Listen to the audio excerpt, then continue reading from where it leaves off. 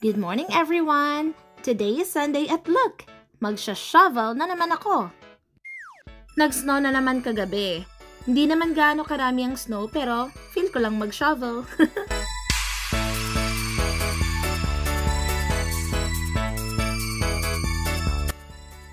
Guys, if you can notice it, hindi ako nag-wear ng gloves or mittens. That is a big no-no. Tinamad lang ako that time kaya wag niyo akong gayahin. Minsan, nakakalimutan ko mag-wear ng gloves or mittens, or minsan naman, tinatamad lang talaga, pero hindi talaga siya advisable. Kasi yung kamay ko, as in, nagsusore siya, ang hapdi-hapdi, masakit, nagka-crack yung skin, lalo na doon sa my fingers ko, ang sakit.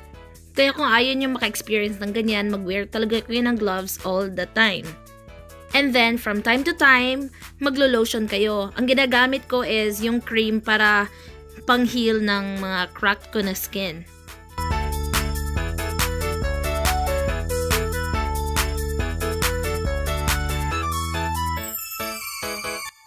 Nung bago pala ako dito, nakaranas ako ng eczema. As in, sobrang kati-kati ng skin ko, especially dyan sa may tiyan ko banda. Kung bago pa lang kayo dito, big adjustment talaga ang weather. Pero, nag-enjoy naman ako. I love snowy days.